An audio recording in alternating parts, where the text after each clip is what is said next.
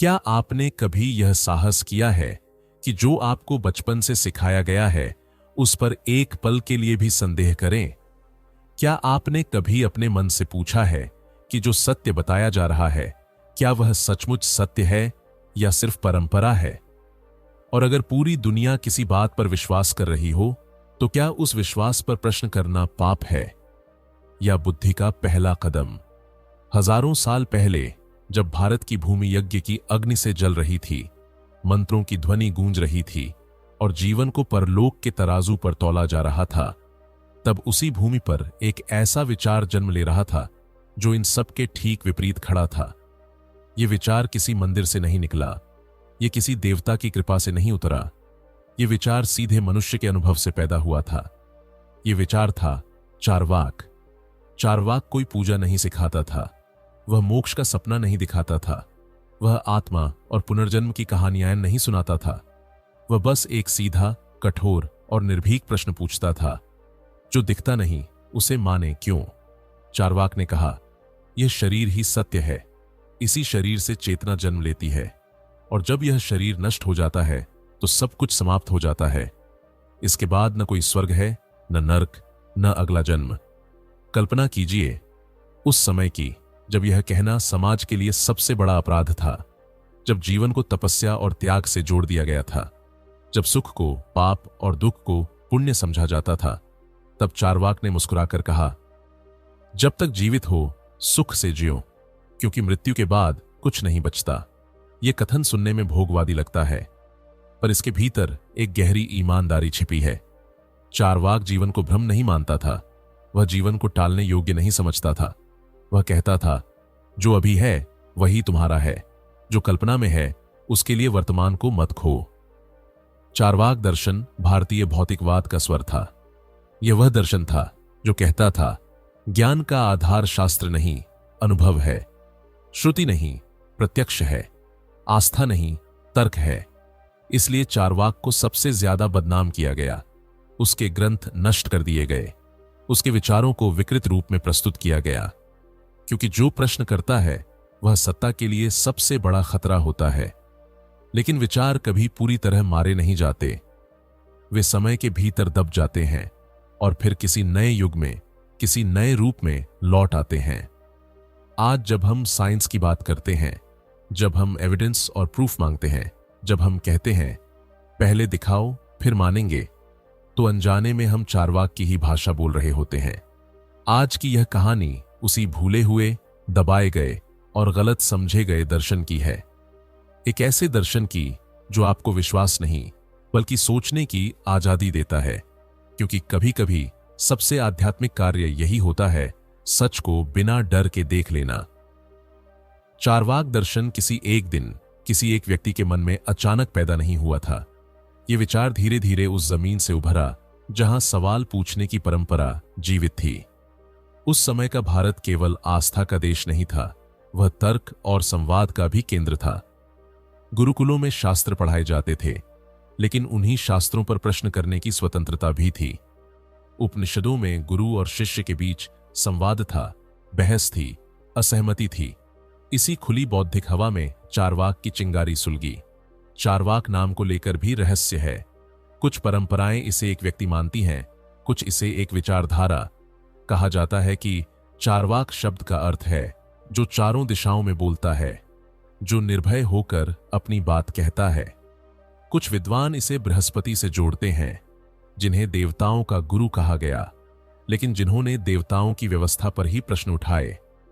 यह भी संभव है कि चारवाक कोई एक ऋषि नहीं बल्कि कई पीढ़ियों में विकसित हुआ एक विचार स्रोत हो, जिसे बाद में एक नाम दे दिया गया। उस समय समाज में जीवन को मुख्यतः दो हिस्सों में बांट दिया गया था, यह लोक और परलोक। यह लोक त्याग के लिए था और परलोक सुख के लिए। कहा जाता था कि इस जीवन में जितना सहोगे उतना अगले जीवन में पाओगे। यज्ञ, दान, व्रत और तपस्या को जीवन का उद्देश्य बना दिया गया था। आम मनुष्य डर के साए में जीता था, अगर कर्म ठीक नहीं हुए तो अगला जन्म खराब होगा, अगर विधि ठीक नहीं निभाई तो नरक मिलेगा। चारवाक की पृष्ठभूमि यहीं से बनती है। उसने इस डर को बहुत करीब से देखा।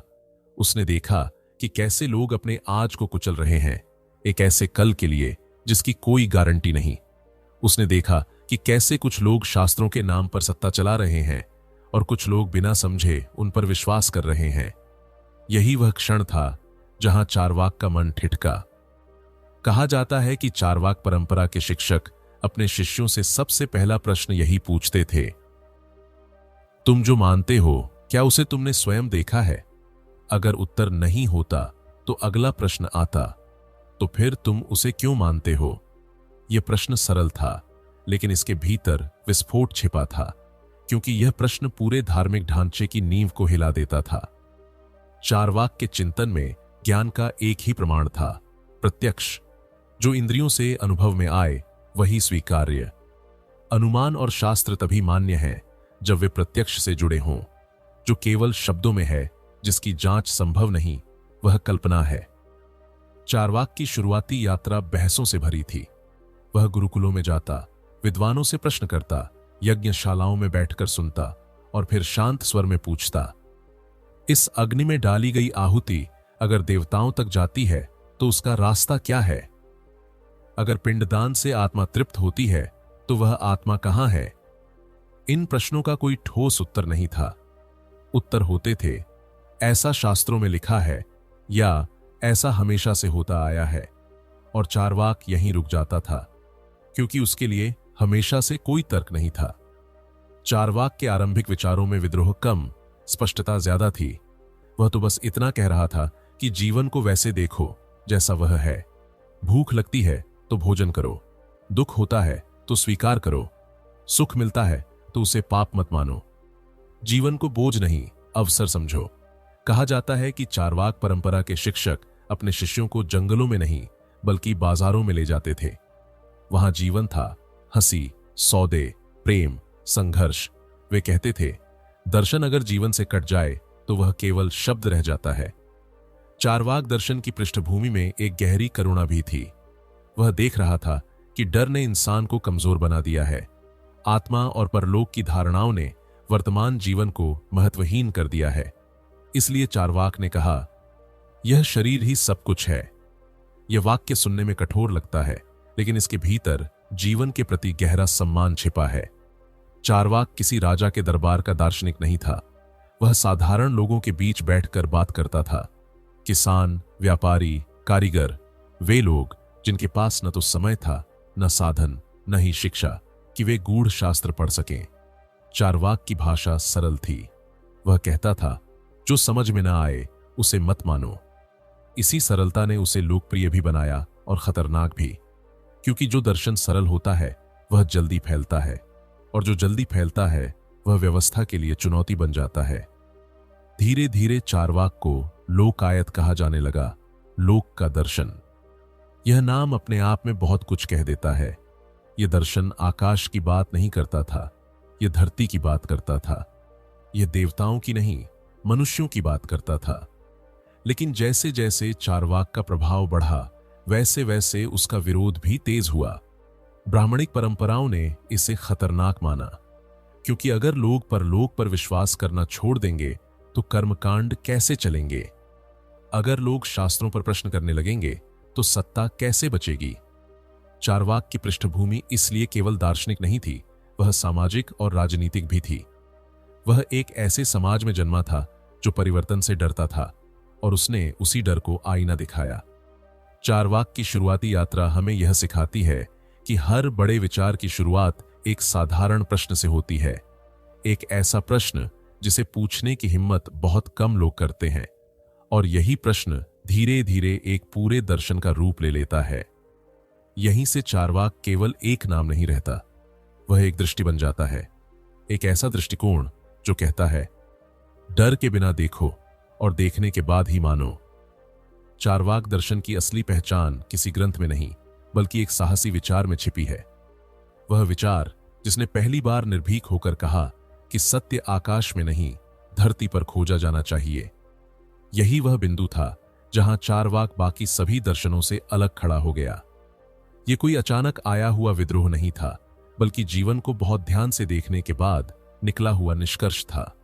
चारवाक ने सबसे पहले जिस बात पर चोट की वह था ज्ञान का स्रोत। उस समय ज्ञान का अर्थ था वेदों में लिखा हुआ। जो वेदों में है वही सत्य है। लेकिन चार्वाक ने शांत स्वर में पूछा, अगर वेद सत्य हैं तो वेदों को सत्य मानने का आधार क्या है? यह प्रश्न सुनते ही बहस थम जाती थी, क्योंकि इसका उत्तर किसी के पास नहीं था। चार्वाक ने कहा कि ज्ञान का एक ही प्रमाण है, प्रत्यक्ष। जो आंख देखे, कान सुने, त्वचा महसूस करे, वही स्वीकार्य है। जो प्रत्यक्ष से परे है वह केवल अनुमान है, और अनुमान सत्य नहीं होता। उसने कहा कि शास्त्र स्वयं प्रमाण नहीं है, क्योंकि उन्हें भी किसी ने लिखा है, और लिखने वाला भी मनुष्य ही था। यह विचार बहुत सरल था, लेकिन इसकी धार तेज थी, क्योंकि अगर प्रत्यक्ष ही सत्य है तो आत्मा कहां है? किसने देखी है आत्मा? किसने मापी है? किसने उसका अनुभव मृत्यु के बाद किया है? चार्वाक ने कहा, जब तक जीवित हो चेतना दिखाई देती है। मृत्यु के बाद शरीर ठंडा हो जाता है, चेतना समाप्त हो जाती है। इसलिए चेतना शरीर से ही उत्पन्न होती है, जैसे नशा शराब से उत्पन्न होता है। शराब और शरीर न रहे तो नशा और चेतना भी नहीं रहती। यह उपमा लोगों को चुभती थी, क्योंकि यह आत्मा की अमरता पर सीधा प्रहार थी। लेकिन चार्वाक का उद्देश्य चोट पहुंचाना नहीं था, उसका उद्देश्य भ्रम तोड़ना था। वह कहता था, अगर आत्मा अमर है तो उसका कोई प्रमाण दो, केवल इच्छा या डर को प्रमाण मत बनाओ। चार्वाक ने कर्म और पुनर्जन्म की धारणा पर भी प्रश्न उठाया। उसने पूछा, अगर इस जन्म के कर्म अगले जन्म का निर्धारण करते हैं तो पिछले जन्म का स्मरण क्यों नहीं? अगर कोई बच्चा दुख में जन्म लेता है तो उसके पिछले कर्म कौन से थे? और अगर उसे याद ही नहीं तो दंड किस बात का? चार्वाक के अनुसार कर्म सिद्धांत मनुष्य को नियंत्रित करने का साधन बन गया था, डर का एक सूक्ष्म जाल। वह कहता था, इंसान इस जीवन में अन्याय सह लेता है क्योंकि उसे बताया गया है कि अगले जीवन में न्याय मिलेगा, और इसी कारण वह अन्याय करने वालों के खिलाफ खड़ा नहीं होता। चार्वाक का मूल विचार यहां बहुत स्पष्ट था, जीवन को स्थगित मत करो। न्याय, सुख, सत्य सब कुछ यहीं और अभी होना चाहिए। किसी अदृश्य भविष्य के लिए वर्तमान को मत गिरवी रखो। चार्वाक दर्शन का सबसे चर्चित वाक्य रहा, आर्णम कृत्वा घृतम पिबेत। अक्सर इसे गलत अर्थों में प्रस्तुत किया गया। इसका मतलब यह नहीं था कि उधार लेकर ऐश करो। इसका भाव था, जीवन को बोझ मत बनाओ। जो जीवन मिला है उसे अपराध बोध में मत जियो। सुख को शत्रु मत समझो। चार्वाक ने सुख और दुख को जीवन का स्वाभाविक हिस्सा माना। उसने कहा, जैसे कांटों के साथ गुलाब आते हैं वैसे ही सुख के साथ दुख आते हैं। क्या कोई इसलिए गुलाब लेना छोड़ देता है कि उसमें कांटे हैं? फिर दुख के डर से सुख क्यों छोड़ा जाए? चार्वाक का यह दृष्टिकोण लोगों को असहज करता था, क्योंकि यह जिम्मेदारी वापस इंसान के हाथ में दे देता था। अब वह यह नहीं कह सकता था कि भगवान की इच्छा थी। अब उसे स्वीकार करना पड़ता था कि जीवन के निर्णय उसके अपने हैं। चार्वाक ने ईश्वर की अवधारणा पर भी सीधा प्रश्न उठाया। उसने पूछा, अगर ईश्वर सर्वशक्तिमान और करुणामय है तो संसार में इतना दुख क्यों है? अगर कहा जाए कि यह कर्मों का फल है तो फिर ईश्वर की भूमिका क्या है? और अगर ईश्वर न्याय करता है तो न्याय में इतना विलंब क्यों? चार्वाक ने निष्कर्ष निकाला कि ईश्वर की धारणा मनुष्य की असुरक्षा से पैदा हुई है। अज्ञात से डरकर मनुष्य ने एक सर्वशक्तिमान की कल्पना कर ली ताकि उसे सहारा मिल सके। लेकिन कल्पना को सत्य मान लेना बुद्धिमानी नहीं है। चार्वाक का दर्शन यहां किसी नकार में नहीं रुकता। वह नकार के बाद एक सकारात्मक भूमि बनाता है। वह कहता है, जब कोई ईश्वर नहीं, कोई परलोक नहीं, कोई पुनर्जन्म नहीं, तब यह जीवन और भी मूल्यवान हो जाता है, क्योंकि यही एकमात्र अवसर है। यही चार्वाक का केंद्रीय विचार था, जीवन का महत्व। उसने जीवन को त्याग की वस्तु नहीं, उत्सव की वस्तु माना। उसने कहा, ज्ञान का उद्देश्य मुक्ति नहीं, जागरूकता है, और जागरूकता का अर्थ है बिना भ्रम के जीना। चार्वाक दर्शन का यह मोड़ निर्णायक था। यहीं से वह केवल प्रश्न करने वाला नहीं रहा, बल्कि एक पूर्ण दर्शन बन गया। एक ऐसा दर्शन जो कहता है, सत्य डर से नहीं, अनुभव से पैदा होता है, और जो देखा नहीं गया उसे मानना स्वयं के साथ अन्याय है। यहीं चारवाक उस स्थान पर पहुंचता है जहां से उसकी राह बाकी दर्शनों से पूरी तरह अलग हो जाती है। वह कहता है, आंखें खोलो, जीवन को देखो और जो दिखे उसी से सीखो। चारवाक दर्शन की एक विडंबना यह भी है कि जिसने शास्त्रों की सत्ता को नकारा, उसी दर्शन के बारे में आज हमें जो कुछ पता है वह अधिकतर दूसरे शास्त्रों के माध्यम से ही मिलता है। चारवाक के अपने ग्रंथ लगभग नष्ट हो चुके हैं। इतिहास ने उसके शब्दों को नहीं, केवल उसकी प्रतिध्वनि को बचाया है। फिर भी उस प्रतिध्वनि में इतना बल है कि आज भी उसकी उपस्थिति महसूस की जा सकती है। चारवाक परंपरा को प्रायः लोकायत कहा गया। लोकायत का अर्थ है लोक में स्थित, लोक से जुड़ा हुआ। यह नाम अपने आप में उसके योगदान को स्पष्ट कर देता है। यह दर्शन आकाश की कल्पनाओं में नहीं उड़ता था, बल्कि धरती की वास्तविकताओं में खड़ा था। उसका सबसे बड़ा योगदान यही था कि उसने दर्शन को साधारण मनुष्य की जिंदगी से जोड़ा। चारवाक का कोई एक अधिकृत ग्रंथ नहीं मिलता, जैसे वेद, उपनिषद या गीता। फिर भी कई प्राचीन ग्रंथों में उसके विचारों के अंश मिलते हैं। सर्वदर्शन संग्रह, तत्वोप्लव सिंह, शबरभाष्य, महाभारत और बौद्ध ग्रंथों में चारवाक मत का उल्लेख मिलता है। ये उल्लेख प्रायः विरोध में है, आलोचना के रूप में है, लेकिन विरोध में भी उसके विचारों को नकारा नहीं जा सका, उन्हें उद्धृत करना पड़ा। चारवाक का सबसे बड़ा योगदान ज्ञान मीमांसा के क्षेत्र में था। उसने स्पष्ट कहा कि ज्ञान का आधार प्रत्यक्ष अनुभव है। इस कथन ने भारतीय दर्शन में एक नई धारा पैदा की। बाद के कई दर्शनों को यह स्वीकार करना पड़ा कि प्रत्यक्ष को नकारा नहीं जा सकता। यहां तक कि जो दर्शन चारवाक से असहमत थे, उन्होंने भी प्रत्यक्ष को ज्ञान का एक प्रमाण माना। चारवाक ने अनुमान और शास्त्र प्रमाण को सीमित कर दिया। उसने कहा कि अनुमान तभी मान्य है जब वह प्रत्यक्ष से जुड़ा हो। यदि अनुमान स्वतंत्र होकर उड़ने लगे तो वह कल्पना बन जाता है। यह विचार आज के वैज्ञानिक दृष्टिकोण से बहुत निकट है। आधुनिक साइंस भी तभी किसी सिद्धांत को स्वीकार करता है जब वह अनुभव और प्रयोग से जुड़ा हो। चारवाक का दूसरा बड़ा योगदान नैतिकता के क्षेत्र में था। उस समय नैतिकता का आधार धर्म था। क्या सही है और क्या गलत, यह शास्त्र तय करते थे। चारवाक ने इस व्यवस्था को चुनौती दी। उसने कहा कि नैतिकता का आधार मानव अनुभव होना चाहिए। जो दुख देता है वह गलत है, जो सुख देता है वह सही है। इसमें किसी अदृश्य सत्ता की आवश्यकता नहीं। यह विचार सरल था लेकिन क्रांतिकारी था, क्योंकि इससे नैतिक जिम्मेदारी सीधे मनुष्य के कंधों पर आ जाती थी। अब वह यह नहीं कह सकता था कि धर्म ने कहा है। उसे स्वयं देखना पड़ता था कि उसके कर्म का प्रभाव दूसरों पर क्या पड़ रहा है। चारवाक ने राजनीति और सत्ता के संदर्भ में भी एक अप्रत्यक्ष योगदान दिया।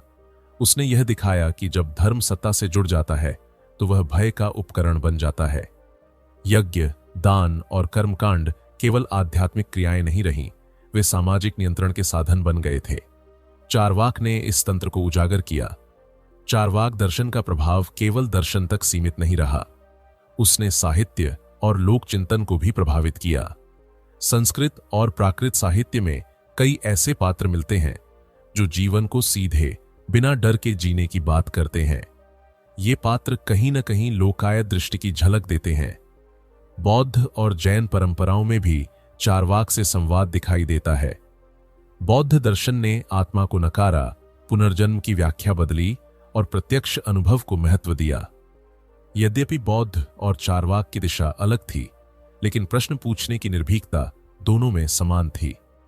चारवाक का एक महत्वपूर्ण योगदान यह भी था कि उसने दर्शन को लोकतांत्रिक बनाया। दर्शन अब केवल विद्वानों और आराशियों की वस्तु नहीं रहा। साधारण मनुष्य भी सोच सकता है, सवाल कर सकता है। यह विचार बहुत गहरा था, क्योंकि जहां सवाल करने का अधिकार होता है वहां चेतना जागती है। चारवाक के विचारों का आधुनिक संदर्भ और भी स्पष्ट हो जाता है। आज जब हम ह्यूमन राइट्स, व्यक्तिगत स्वतंत्रता और वैज्ञानिक सोच की बात करते हैं तो उसके मूल में वही लोककायत दृष्टि काम कर रही होती है। यह कहना कि व्यक्ति अपने जीवन का स्वामी है, यह चारवाक की आत्मा है। चारवाक ने यह भी सिखाया कि दर्शन का उद्देश्य जीवन से भागना नहीं, जीवन को समझना है। उसने मोक्ष की जगह मुक्ति को जीवन के भीतर ही खोजा।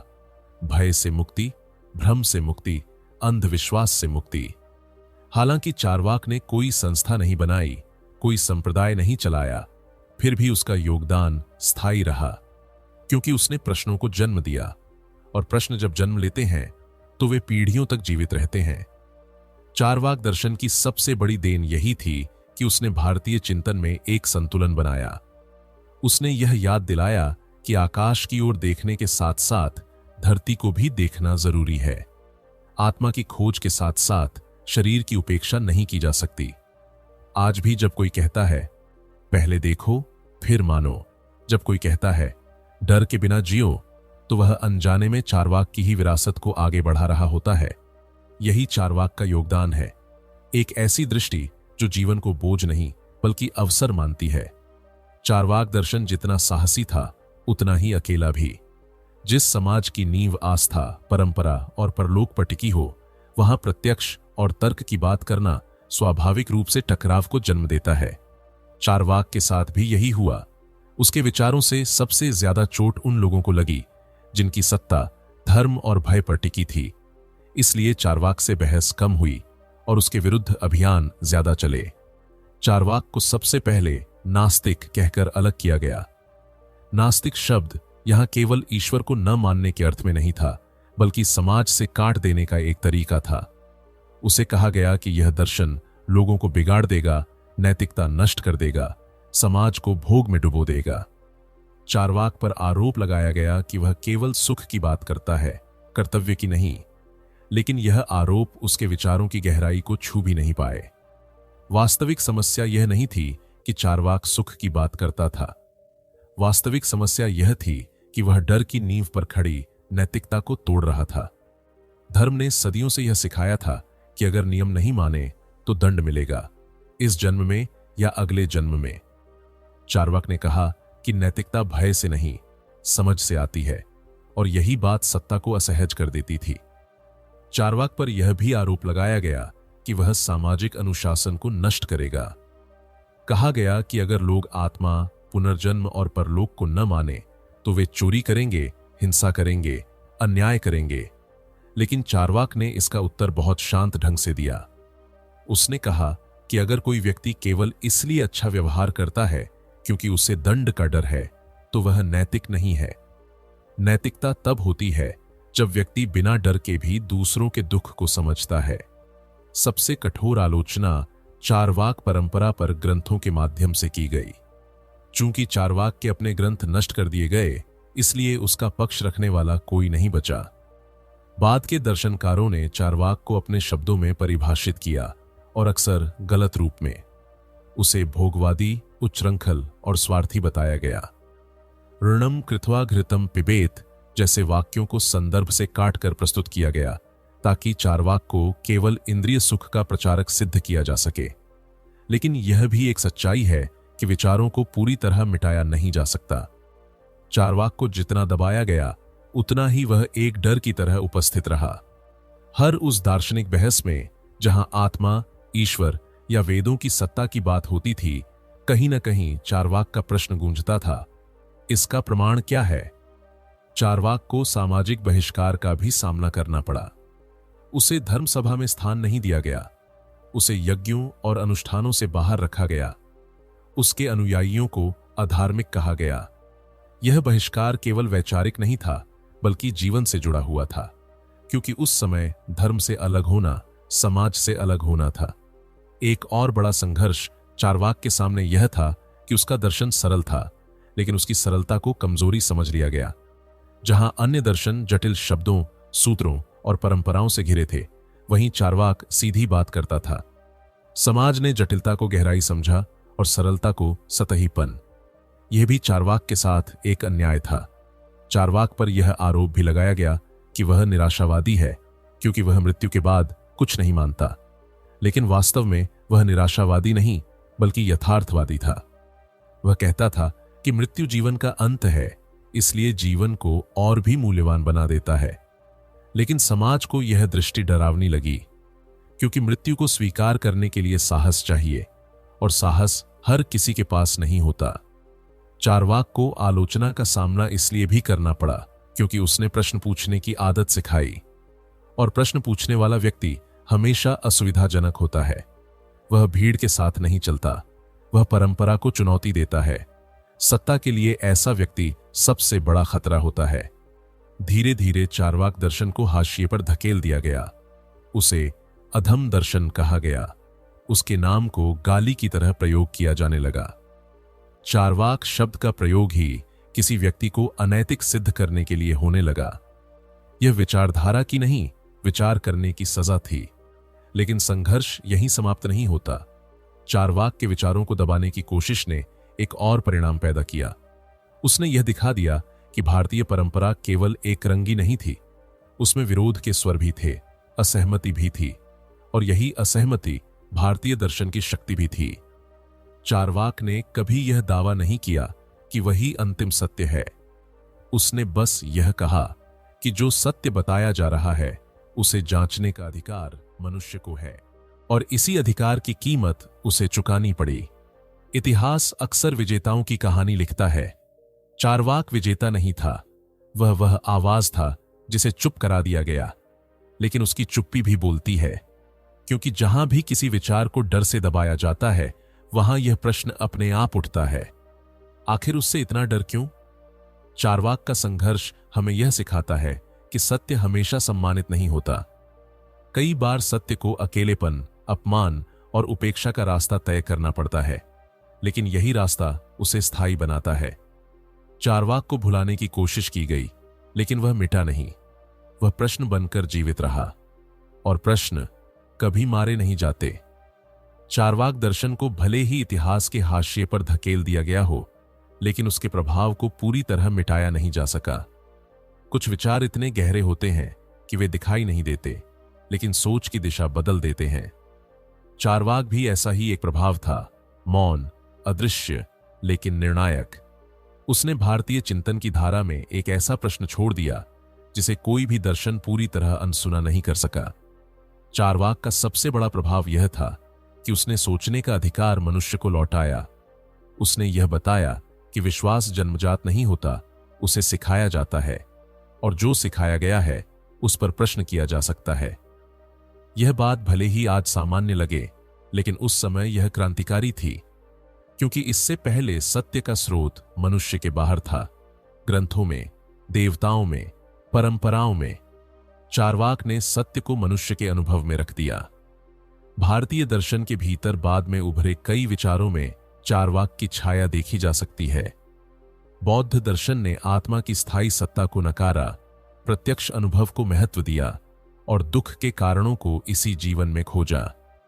यद्यपि बौद्ध दर्शन चारवाक से अलग दिशा में गया, लेकिन प्रश्न पूछने की निर्भीकता दोनों में समान थी। यह संयोग नहीं था, बल्कि उस बौद्धिक वातावरण का परिणाम था जिसे चारवाक जैसे विचारों ने तैयार किया था। जैन दर्शन में भी कर्म और आत्मा की व्याख्या अलग है, लेकिन वहां भी अंधविश्वास के प्रति सावधानी दिखाई देती है। अनेकांतवाद का भाव यह स्वीकार करता है कि सत्य एकांगी नहीं होता। यह दृष्टि भी कहीं न कहीं उस परंपरा से जुड़ी है जहां किसी एक सत्य को अंतिम नहीं माना गया, और चारवाक उसी परंपरा का हिस्सा था। चारवाक का प्रभाव केवल दार्शनिक बहसों तक सीमित नहीं रहा, उसने सामाजिक दृष्टिकोण को भी प्रभावित किया। उसने यह सवाल खड़ा किया कि नैतिकता का आधार क्या है। आज जब हम मानवता, करुणा और सह अस्तित्व की बात करते हैं, तो उसके पीछे किसी अदृश्य दंड का डर नहीं, बल्कि अनुभव से निकली समझ होती है। यही चारवाक की मूल भावना थी कि अच्छा होना डर से नहीं, समझ से आता है। आधुनिक युग में चारवाक का प्रभाव और भी स्पष्ट हो जाता है। जब विज्ञान यह कहता है कि किसी भी दावे को प्रयोग और प्रमाण से परखा जाना चाहिए, तो यह वही लोकायत दृष्टि है। जब कोई कहता है extraordinary claims require extraordinary evidence, तो वह अनजाने में चारवाक की ही परंपरा को आगे बढ़ा रहा होता है। चारवाक का दर्शन आज के लोकतांत्रिक मूल्यों से भी गहराई से जुड़ा है। अभिव्यक्ति की स्वतंत्रता, विचारों की बहुलता और प्रश्न करने का अधिकार, ये सभी उसी सोच से निकलते हैं जहां सत्य किसी एक संस्था की संपत्ति नहीं होता। चारवाक ने यह दिखाया कि यदि सोच पर पहरा बैठा दिया जाए तो समाज जड़ हो जाता है। चारवाक की विरासत का एक और महत्वपूर्ण पहलू यह है कि उसने जीवन को केंद्र में रखा। उसने मनुष्य को यह एहसास दिलाया कि यह जीवन कोई परीक्षा नहीं, कोई तैयारी नहीं, बल्कि स्वयं में पूर्ण है। आज जब लोग यह जीवन बस संघर्ष है या सुख बाद में मिलेगा जैसी धारणाओं से थक चुके हैं, तब चारवाक की आवाज फिर सुनाई देती है, जो है यही है। आधुनिक मनोविज्ञान और दर्शन में भी चारवाक की झलक मिलती है। अस्तित्ववाद जीवन को अर्थहीन मानकर भी उसे पूरी जिम्मेदारी के साथ जीने की बात करता है। यह दृष्टि उस साहस से जुड़ी है जो मृत्यु के बाद किसी सहारे की कल्पना नहीं करता, बल्कि जीवन को स्वयं अर्थ देता है। चारवाक ने यह भी सिखाया कि असहमति सभ्यता का शत्रु नहीं होती, बल्कि असहमति से ही संवाद जन्म लेता है। आज जब समाज विचारों के ध्रुवीकरण से जूझ रहा है, तब चारवाक की यह सीख और भी मूल्यवान हो जाती है कि प्रश्न पूछने वाले को दुश्मन नहीं, साथी समझो। हालांकि चारवाक का नाम बहुत कम लिया जाता है, लेकिन उसका प्रभाव हमारे रोजमर्रा के सोचने के तरीकों में छिपा है। जब कोई माता पिता अपने बच्चे को कहते हैं, अंधविश्वास मत मानो, जब कोई शिक्षक कहता है, खुद सोचो, जब कोई युवा कहता है, मुझे प्रमाण चाहिए, तो वह चारवाक की ही विरासत को जी रहा होता है। चारवाक का प्रभाव इस बात में भी है कि उसने भारतीय परंपरा को एक रूप नहीं रहने दिया। उसने यह दिखाया कि एक ही संस्कृति के भीतर भिन्न और विरोधी विचार भी पनप सकते हैं। यह विविधता ही किसी सभ्यता की जीवंतता होती है। आज के समय में जब धर्म, राजनीति और पहचान के नाम पर सोच को सीमित करने की कोशिशें होती हैं, तब चारवाक हमें याद दिलाता है कि स्वतंत्र विचार केवल अधिकार नहीं, जिम्मेदारी भी है। सोचने की आजादी के साथ यह स्वीकार करना भी जरूरी है कि हर निर्णय का परिणाम हमें ही भुगतना होगा। चारवाक की विरासत यही है, डर से मुक्त मन, अनुभव पर आधारित जीवन और प्रश्न पूछने का साहस। वह हमें यह नहीं बताता कि क्या मानो, वह बस यह कहता है, जो मानो सोच कर मानो। चारवाक दर्शन की यह यात्रा हमें किसी मंदिर के शिखर पर नहीं ले जाती, न किसी स्वर्ग के द्वार पर खड़ा करती है। यह यात्रा हमें वहीं लौटा देती है जहां से हम अक्सर भागते रहते हैं, अपने जीवन में, अपने अनुभव में, अपने वर्तमान में। चारवाक का अंतिम संदेश बहुत सरल है, लेकिन उसी सरलता में उसकी सबसे बड़ी शक्ति छिपी है। चारवाक हमें यह नहीं सिखाता कि क्या मानना चाहिए, वह हमें यह सिखाता है कि बिना देखे, बिना समझे, बिना परखे कुछ भी मत मानो। यह शिक्षा केवल दर्शन की नहीं, जीवन की है, क्योंकि जीवन में सबसे ज्यादा नुकसान झूठे विश्वासों से नहीं, बल्कि बिना जांचे हुए विश्वासों से होता है। चारवाक का दर्शन हमें डर से मुक्त करता है। वह कहता है, अगर कोई ईश्वर है भी तो उसे तुम्हारे डर की जरूरत नहीं, और अगर नहीं है तो डर का कोई अर्थ नहीं। यह वाक्य सुनने में कठोर लग सकता है, लेकिन इसके भीतर एक गहरी मुक्ति छिपी है। डर से मुक्त होकर ही मनुष्य सचमुच जिम्मेदार बनता है। चारवाक हमें यह भी याद दिलाता है कि जीवन कोई तैयारी नहीं है, यह स्वयं में पूर्ण है। बचपन को भविष्य के लिए कुचल देना, युवावस्था को कर्तव्यों में जला देना और बुढ़ापे में पछताना, यह जीवन का उद्देश्य नहीं हो सकता। चारवाक कहता है, जो क्षण तुम्हारे पास है वही तुम्हारा जीवन है। यह दर्शन हमें भोग का अंधा समर्थक नहीं बनाता, वह हमें विवेक का साथी बनाता है। वह कहता है, सुख से डरो मत, लेकिन अज्ञान से सावधान रहो। सुख तब समस्या बनता है जब वह तुम्हें अंधा कर दे, और त्याग तब समस्या बनता है जब वह तुम्हें जीवन से काट दे। चारवाक की सबसे बड़ी सीख यह है कि नैतिकता बाहर से थोपी नहीं जा सकती, नैतिकता भीतर से समझी जाती है। जब तुम किसी को दुख देते हो तो उसका प्रभाव तुम्हारे सामने होता है, उसके लिए किसी नर्क की कल्पना करने की आवश्यकता नहीं। और जब तुम किसी को सुख देते हो तो उसका मूल्य किसी स्वर्ग से कम नहीं। आज के समय में जब लोग या तो अंधविश्वास में डूबे हैं या पूर्ण नकार में फंसे हैं, तब चारवाक हमें एक संतुलन सिखाता है। वह न तो आंख बंद करके मानने को कहता है, न ही सब कुछ नकारने को। वह कहता है, देखो, समझो और फिर निर्णय लो। चार्वाक हमें यह साहस भी देता है कि अगर पूरी दुनिया किसी बात पर विश्वास कर रही हो और तुम्हारा अनुभव उससे अलग कह रहा हो, तो तुम्हें अपने अनुभव का साथ देने का अधिकार है। यह साहस आसान नहीं है। इसके लिए अकेले चलने की क्षमता चाहिए, लेकिन यही क्षमता मनुष्य को स्वतंत्र बनाती है। इस यात्रा का अंत किसी निष्कर्ष पर नहीं होता, बल्कि एक प्रश्न पर होता है, और शायद यही चार्वाक की सबसे बड़ी देन है। वह हमें उत्तर नहीं देता, वह हमें प्रश्न देता है, क्योंकि प्रश्न जीवित रहते हैं, उत्तर अक्सर समय के साथ मर जाते हैं। अगर आपने इस कहानी को ध्यान से सुना है, तो शायद आपके भीतर भी कोई छोटा सा प्रश्न जन्म ले रहा होगा। उस प्रश्न से डरो मत, उसे दबाओ मत, क्योंकि वही प्रश्न तुम्हें सोचने वाला बनाएगा। और अगर सोचने की यह यात्रा आपको पसंद आई हो, अगर आपको लगा हो कि दर्शन केवल किताबों की चीज नहीं, बल्कि जीवन की कला है, तो इस यात्रा को यहीं मत रोकिए। इस चैनल को सब्सक्राइब कीजिए, ताकि ऐसी ही और कहानियां, ऐसे ही विचार और ऐसी ही यात्राएं आप तक सबसे पहले पहुंचती रहें। क्योंकि जब तक मनुष्य सोचता रहेगा, चार्वाक जीवित रहेगा।